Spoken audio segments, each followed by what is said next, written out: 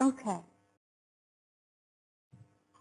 James Zoll wrote a book called The Art of Changing the Brain. He wrote it in 2002. Since then, there's been an avalanche of work done in what's called educational neuroscience. Educational neuroscience. Now, I came to educational neuroscience from the point of view of mental health as a psychotherapist. And I know that as a psychotherapist, there's been so much research done in the area of, does reflection change the brain? Does reflection, does process take your brain from the survival primitive brain and move it into the orbital frontal cortex, which is the new brain, our brain of absolute reflection? So it does. So when I came into this, I was already sold. Okay. But according to Zoll, the brain changes as we learn. And he talked about experiences should be designed to use the four major areas of the neurocortex: the sensory, back integrative, front integrative, and motor. Now, what's interesting is Kolb's learning cycle matches that, because Kolb talks about experience, reflection, abstraction, or creativity, and testing or experimentation. And just so you can see how this works, we start with gathering information to the sensory and post-sensory part of the cortex. Reflect and observation come to the temporal integrative cortex.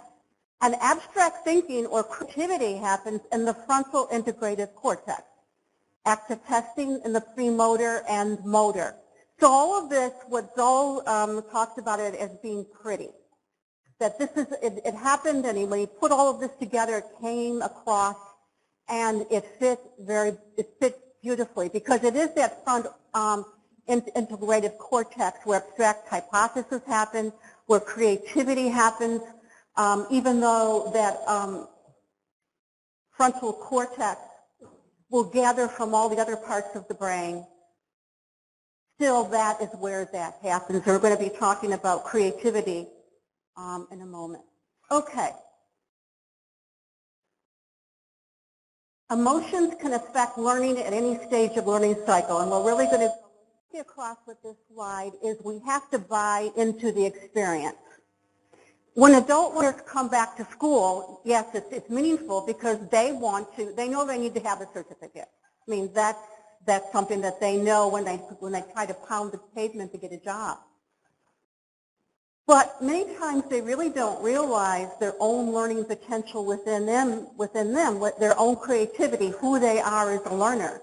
And that's one of the things that adult learning best practices aims for, developmental learning.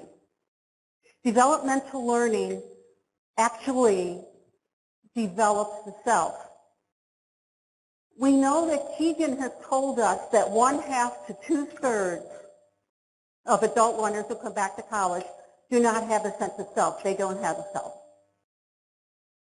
So when I first came to this world of adult learning, and people talked about, adult learners they're self-directed. What?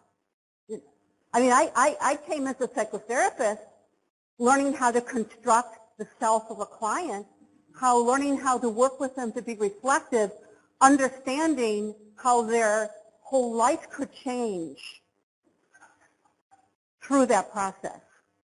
So when people just talk about, well, they're all self-directed, they're supposed to be self-directed and they're supposed to accept responsibility. I had to take a step back. No, they're not all self-directed here. The work of Keegan has proven that many don't even have a sense of self, who they are. So where are we going to start with?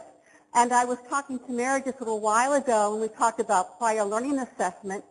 Prior learning assessment is really wonderful because it gets the student to understand, to begin that understanding of that process of understanding right away.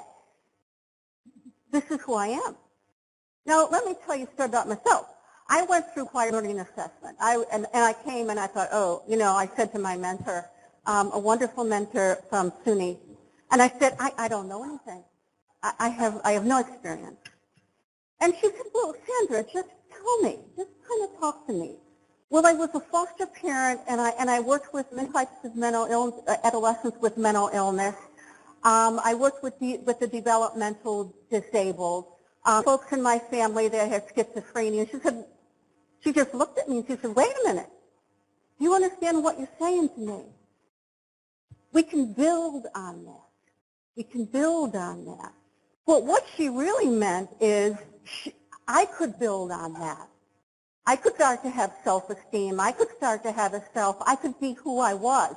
Because before I didn't even realize what I really knew. And this so often happens with adult learners. They come back to school thinking, I really don't know. Oh my gosh, there's somebody with a PhD, and they're afraid. We know that because of the adult learning researchers.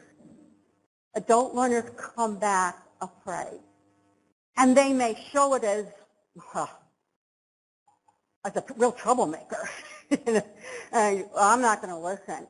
But deep down, there's a tremendous amount of insecurity within them.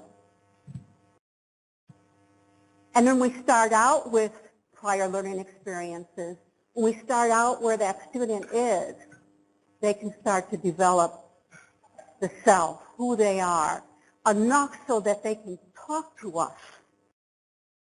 I students come into my office and they come from, and they want to make notes right away. And I say, wait a minute. Who are you? Talk to me. Just like my message today. Talk to me. And I look at them, as Laz talks about this, looking at them with mirroring their potentiality on my face. In other words, I'm attaching to them and I'm saying to them in my mannerisms, you are beautiful and you're really smart. I don't even have to say anything. I just look at them this way, and all of a sudden you can see their posture starts to straighten up. And they start to talk. Now, we're going to get to the neuroscience behind all of this stuff in a minute, but I wanted to give you some thoughts about where I came from, why I'm in this, and why I'm talking to you today with such passion. Now, in order for the limbic system, for the brain to start to bring something into long-term memory, the brain says, is this meaningful? I got to learn this thing? Why? Now, that isn't just some antisocial person with a leather jacket there, We have an amygdala. We have a primitive brain. Now, everybody who came in here today, you came in, I'm going to see my colleagues, it's going to be kind of nice, I'm going to look around, hope the speaker's good, that kind of stuff. Now, but your primitive brain wasn't doing that at all. Okay, we have our professionalism that professionalism self, and we do what we do. But the amygdala comes in here. This is the survival brain, and we still have that survival brain looking around. All right, exits, entrances. Anybody here doesn't look friendly, not going to sit with them. I know it's where that table, no, thank you. I'm going to go over here. That's what the amygdala is doing. So our students come into our offices and into our classes, and the amygdala is saying, danger, danger. Maybe, there is such a thing as educational trauma. I'm a trauma therapist, I can't help it. And trauma is cumulative. And how many people do you have if you're a math teacher that failed math maybe in the first year of high school, and you mention math and they start to white knuckle? My students will lean across my desk and say, do I have to take statistics? Yes. But it's okay, honest. We have a really great teacher. Oh. Then we get, I think in one of the breakout sessions, somebody talked about a chill pill, and I have to get the chill pill out. Okay. So here we have the evolutionary question of, is this important for my survival? Now, I want to get into neuroscience here because you start to look at this and you really do realize it isn't just a touchy-feely thing or some anxious female. You know? This is a real thing. Because if they don't receive the important signals, the signal from the nucleus and basal, that it isn't going to happen. If they don't buy into the experience that you're giving them, it's not going to go into long-term memory.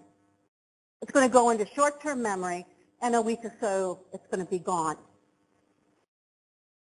So this is how it works. The absence of neurons sent out the auditory cortex, release a chemical on the neurons in the sensory part of the brain. And this is to function to trigger chemical changes, increase the responsiveness of existing synapses, and alter the expression of genes. I told you this is brain-changing stuff. And when you learn something, it actually creates a neuronal structure in the brain. Then if you learn something new, like in constructivism learning, okay, I have a concept, now I'm going to learn something new and bring it to that.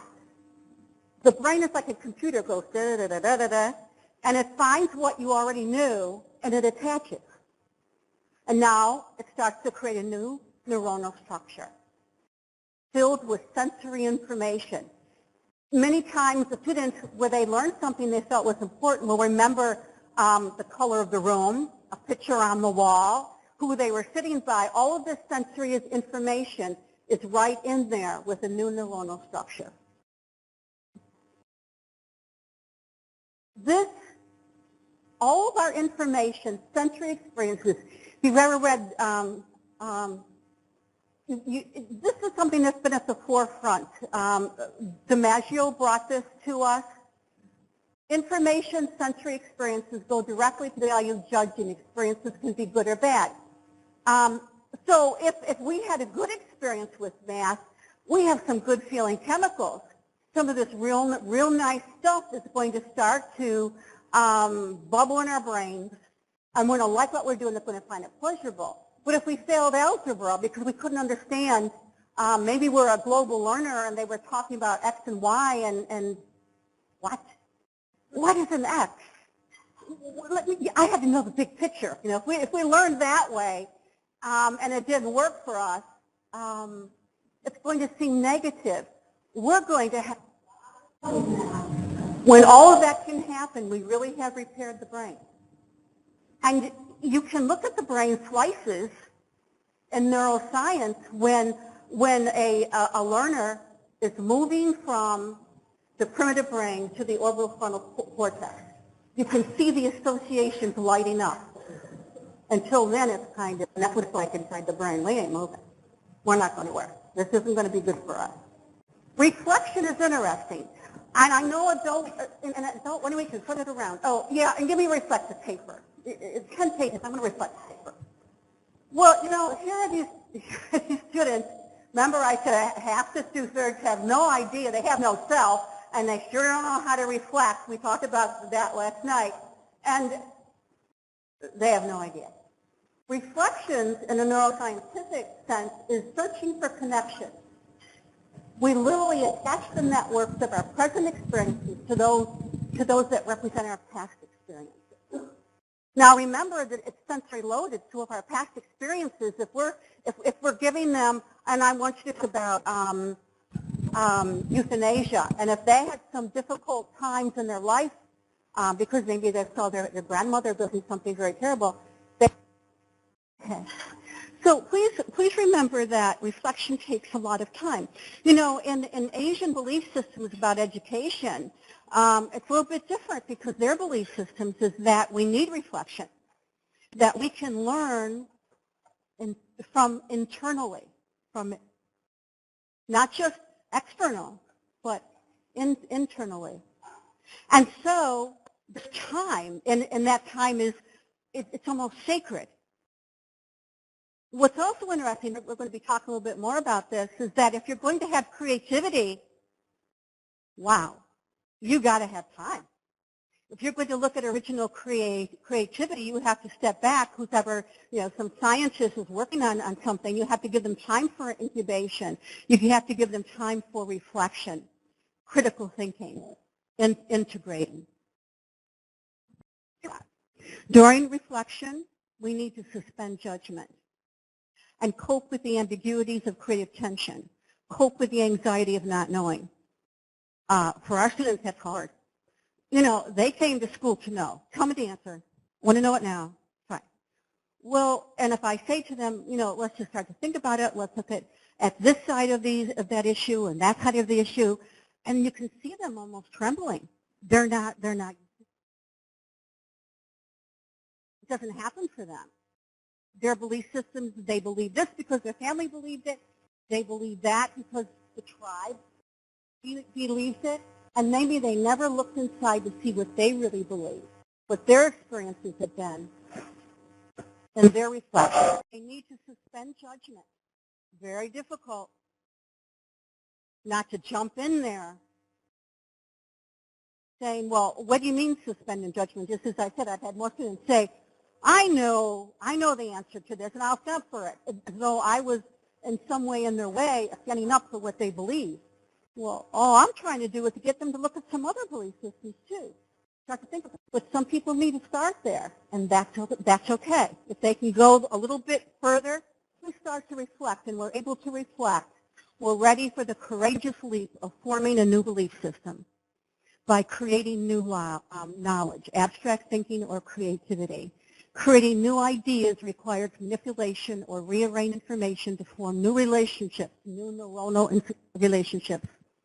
And this takes place in the executive brain of the integrated frontal cortex. So we start to reflect, but that's not the end of it. We have to form opinions. And that takes that integrated frontal cortex. Then what's really interesting is that they have to actively test this, just like what Kolb was saying. And the reason why is biologically, action is what happens whenever the muscles in our body move. So to close that, if you ever looked at Kolb and you said, active testing, who cares? You know, this is why. The muscles have to move in the body in order for that learning to happen. And that can be writing, it can be speaking, it can be processing, but that active stage has to happen. Now, I'm going to say something here, and you may not agree with me, but neurobiologically it's sound, what I'm saying. Emotion is the foundation of the learning cycle. Are you saying, I don't believe that? Are you out of? But it's true. Emotion is the foundation of learning cycle. Every time we think there's an emotion, consciously we may not be aware of that emotion. Do you ever go somewhere and all of a sudden your hands are kind of a little sweaty and you just don't feel quite right? Now, intellectually you can't explain that. But your body can. It has a sense of where you are and for whatever reason isn't happy with it. That's an emotion. Emotion becomes an emotion when we put a name on a feeling. And every time we think, there is a feeling, whether we are consciously aware of it or not. Sometimes feelings in our life become so intense that we just kind of move away from it. We just don't want to feel that. And DiMaggio talks about this. And again, I'm going to repeat it. Every time we think, there is a feeling. And if we listen enough to our bodies and what our body is saying, we can put an emotion to it. And the chemicals of emotion act by modifying the strength and contribution of each part of the learning cycle. And we can use the power of emotion for learning and retention. Remember when you were in kindergarten and your teacher talked about Indians? And you sat there and you thought about Indians, and in your mind there were Indians, and you know, and they were doing this and they were doing that, and wow, you can remember Sesame Street's wonderful. Remember when you? I'll go back to my own when I learned my ABCs. A B C D E F G. Well, brains love rhythm. Yeah, they love rhythm. You'll see some classes where some educators have an understanding of this, and they start the kids out with drums, and they're drumming something to learn it, and you could walk in there and think it's chaos. It's not chaos at all. It's real learning. Creativity happens because of movement, because of enough time to think, to reflect, and also something else, and we're going to discover that in a moment. But emotion is the foundation of the learning cycle. If adult learners come to school and they are not feeling pleased about themselves, they are scared, that emotion is going to truly drive what they learn. It's really going to drive what they learn. Let me tell you something else. A third of adult learners come back with enough trauma in their lives, enough trauma that they've occurred in their lives to truly impact their learning, their cognitive abilities. They're not able to move into their orbital frontal cortex. They're not able to be reflective. And these are some pretty skittish little adult learners, because they really are scared of what's going to happen. Here's the limbic system, here's the amygdala, and here's the hippocampus. Real quickly, the amygdala is something that we all boo at, because that's the paranoid part of the brain. That's the brain that goes first and sends all those signals of it's safe or it's not safe. The hippocampus is interesting because if you have cumulative educational trauma, and I don't know if you ever, I had a teacher in 4th grade, never forget that woman. You know, I felt like Charlie Brown and blah, blah, blah, blah, blah. And you had to go up to the board, you know, with math class. And so there I was, you know, up to the board. And, you know, I mean, I can go back to 4th grade, and I'm a little older now. Okay. But the hippocampus, what it does, if it has enough trauma from life, from educational trauma, it actually decreases in size. Will actually decrease. Now, when it decreases, because the hippocampus kind of rides herd on the amygdala and says to the amygdala, you know, amygdala, that happened in the past, calm and cool it. Because the hippocampus is that temporal part of our brain. But when we start to lose, because of trauma that's happened to us, if we start to lose the hippocampus, that amygdala becomes even more paranoid. We become even more fearful. However, if we have nurturing and caring in our lives, the brain is reparative. The brain is reparative. Therefore, adult learners, whether you know it or not, you're repairing their brains. And you're starting something quite miraculous. You're starting the self to grow, to develop. In my breakout group, there was a woman who was telling me she taught typing. And I just wanted to go and hug her, you know, because she was so nurturing. And do you know that that's how the self develops? Not through, okay, class, this is it, you know, and my God, I have to do this again. How many years till I retire? But if you go in there with, you don't have to sing a song, you know, we don't have to do dippity-doo or something, but, you know, just with caring and nurturing, and you may say, well, Sandra, it's everything. It starts the self to develop. Those learners are going to gain confidence. That's what my mentor did for me when I went back to school.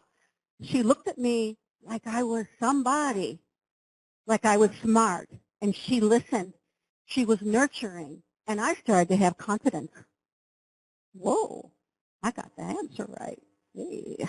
Wow, so my mother was wrong. I was going to make something of myself. I'm just kidding. But nurturing is such a key that it can never, ever be underestimated, because the self can start to grow. The self can start to develop. And when the self develops like this little lotus blossom inside, then we can get to our own uniqueness, our own creativity. We get to where we should be if life was perfect. But now we have adult learning educators who can repair that. So here we're back to nurturing. A nurturing, holding environment and trusting relationship actually promotes brain plasticity. So see, I'm not just coming touchy-feely to you. This is real stuff, okay? The learner's neurotransmitters that power the frontal cortex, and that's the good part, it secretes dopamine, serotonin, all stimulating, leading to more neuronal networking and meaningful learning. In other words, it becomes meaningful. They're going to buy into it. It's going to go into long-term memory. And that's nurturing and caring. That's what it can do.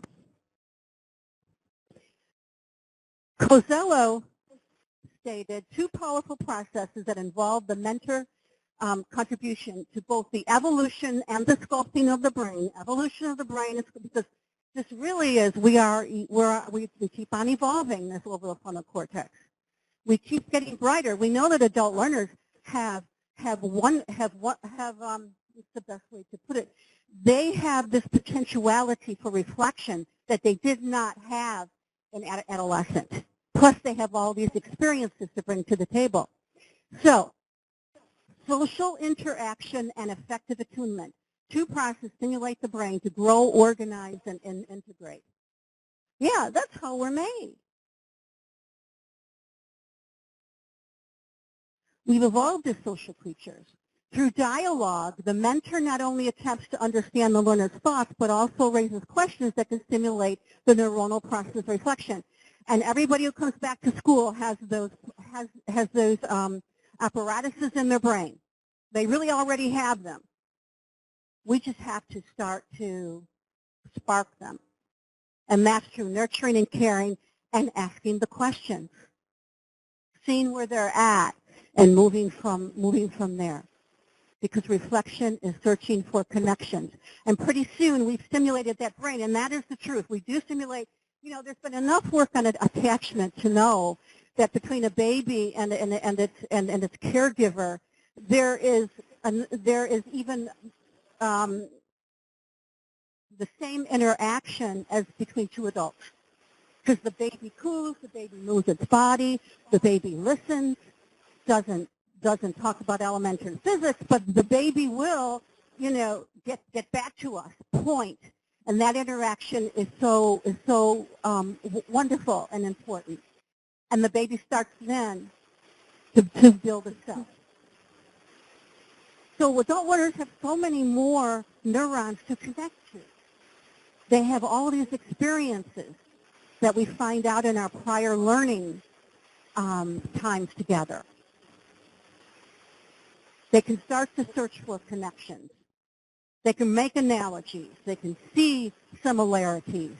And then they're cooking. Now they're making associations. And that's what you want because that brain's a change. So the physical mechanisms, they engage in affective attunement or empathetic interaction in language. Consider the intentions of the other and try to understand what another mind is thinking and think about how we want to interact. I think one of the best, you know, if you ever went to a used car salesman, that's a really good seeing our mechanisms because you know that car, I'm not every car salesman, but there are some who just are not in your best interest. You've got to think about that. You have to reflect on that. You've got to consider the intention. Try to understand what another mind is thinking. And think about how we want to interact. All of that involves reflection. These four developmental abilities are the evolutionary underpinnings for reflective social interaction between a mentor and a learner. Now, when we start out, and I have a course I teach that I ask them to talk about the pros and cons of a certain controversial topic. Many times they feel overwhelmed by varying viewpoints and the uncertainty of not being right. They can feel very fearful of not being right. And this is the time for dialectical reflective process that can strengthen the connections between the limbic system and the higher areas of the brain, the orbital frontal limbic connections, from the primitive brain to the new mammalian brain, to the orbital frontal cortex. The learner with the affective attunement of the mentor can self-modulate her fears in the safe and supportive learning environment. One of the breakouts, somebody mentioned self-regulation. The mentor provides the regulating capacity for the student to be able to self-regulate until they can learn how to regulate themselves. Just like a caregiver and the baby. It's the same process. So if we're cool and calm while somebody's throwing a tantrum, and maybe we're smiling and just kind of looking at them like it's okay. We know your frustration. Let's come back now. It's going to be all right, and we'll do a chill pill or something, and they can kind of laugh at that. The self-regulation can calm down, and they can then talk to us because it's a safe place. Now, this is one of my favorites. He talked about a kind of two-person hothouse. In the space created by the mentor-learning relationship where the outside world is sealed off, the learner can be uniquely seen and heard. This is where ideas too risky to entertain outside the safety of this space are spoken. And in this space where the mentor is the mirror to reflect back her potential, neuronal triggering that creates reflection happens. And old knowledge is transformed or reconstructed by taking in new knowledge, or scaffolding is what that is called. Now, psychotherapists first did this. I said, well, I know how to do this. You know, I mean, I'm not like, whoa, I'm all ahead of the game here. So I thought, what does psychology have to do with adult learning? And Catherine Marino was my mentor, assured me I would find that out. It was going to be okay. She provided the chill pill and the self-regulated mechanism, and my gosh. Because James Masterson in psychotherapy looks for the self, and when he hears the self, and that beauty of the self, he starts to bring it out. He kind of pulls on that chain of the self and helps to expand the self. And that's what a mentor does. Didn't know that. I mean, I've heard a lot of mentors say, well, I'm not a counselor. All right, now wait a minute. You provide nurturing and caring, and you listen. You provide chill pills. You hear the self. Something is going on besides just transmitting knowledge. Something else is going on. And I think that it's time for us to look at that. No, we're not counselors, but these things work with students. There's been enough research behind them to know, just as there's been enough research behind prior learning experiences and talking with someone about their prior learning experiences, that people start to make connections, they start to feel their self, they start to understand some of the things that they've done, that these things are important. It starts that relationship with college, and neuroscience backs that up. Creativity is carried out by the brain's executive activity in the integrative frontal brain. The July says the learner is able to contextualize new information as she sees through the eyes of the other. She experiences pleasure chemicals from the basal structure or reward system of the brain. You know, you ever see somebody learn something and they're just kind of going, yes, I got it, I know it now. It was important to them. It's because they're filled with pleasure chemicals. They're high. When you read about discovery learning, holistic learning, and so on, and these kids have, you know, they can jump around and they have a whole bunch of hands-on things. They're just like, look, they're just chemicals. And here again is the emergence of student's voice, feeling the power of their creative spirit, understanding the involvement of that creativity. Now, there's a whole movement in education towards creativity in education. I'm not talking about, okay, so we have this 1 in 100,000 student that maybe could live up to maybe even half of what Einstein could do. I'm not talking about that. We each have apparatuses in our brain for creativity. But just like nobody taught us to reflect, we didn't have a chance because maybe when we were a kid we just had to survive. Nobody taught us how to be creative, or that it was even all right. And isn't creativity that crowning glory of what we want, to hear their own uniqueness? Now, here's something interesting. Creativity involves the vision and determination of novel contexts between facts and our external and internal world that have not been recognized previously. Okay? This requires association in the mind of diverse and apparently unrelated images and thus represents a higher level of learning. And here it is. This is what adult learning, developmental learning is moving towards. Not just memory, not just being good at debating.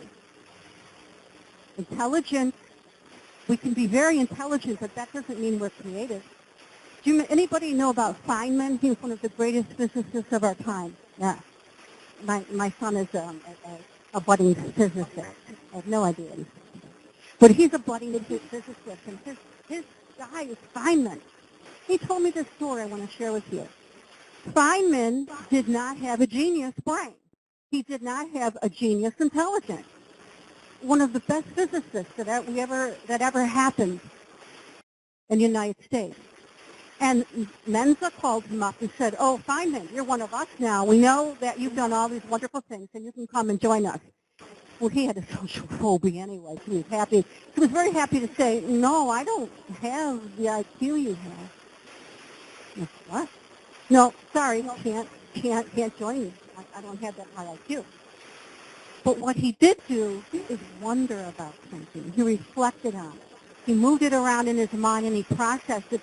And he used our creative apparatuses in the brain. And it worked for him. And it can work for our students. So here's the difference between creativity and intellect. Because they're not identical. As we read about this, Sternberg's facets of creativity overlap partially with intelligence. Knowledge is closely linked with intelligence and then is dispensable for a high IQ while being important. Insight seems to play a role in creativity, and that's one of the wonders that adult learning, neuroscience of adult learning, educational learning is now working on. What's not necessary to obtain a high IQ? Intrinsic motivation is favorable, but is impossible to operate rapidly, accurately, and logically without it. Flexibility and risk-taking may even detect from performance on IQ tests, but are central to creativity. So they are two different. What happens during creativity? Creative individuals have a high activation in structures that have an important role in emotional response during a creative task, which is involved in the representation of subjective emotional inner states. So creativity involves emotion. Maybe that nice reward system stuff that we talked about. And creative participants, EEG, complexity in the frontal cortical areas during mental relaxation and divergent thinking, demonstrate an uncoupling or destructuring of strong mental association habits. So this kind of reflection that can even fall into mindfulness decouples old associations. So findings in neuroscience suggest that proficiency at meditation or familiarity with the meditative state, such as a deep state of relaxation, reflection, may be conducive to creativity. People who meditate, and we're talking about mindful meditation, again we can talk about deep reflection, have found that the areas of the brain linked with attention and sensory processing become thicker over time. It can decrease stress, increase attention, and so on. Contemplative meditation in higher education needs to develop openness, self-awareness, and insight. All right, I don't think we're going to have enough time for the adaptive subconscious or looking into holistic education. If you can take away something that I've talked about, is that adult learning is changing. Adult learning changes the brain. Educational neuroscience brings together psychology, consciousness studies, neuroscientists, and educators. that discipline brings together all of these disciplines to try to understand adult learning, try to understand how to motivate adult learners, how to take them from the fear-based brain into that orbital frontal cortex, and also how to work with our adult learners, best practices, to bring them to that point of the development of the self.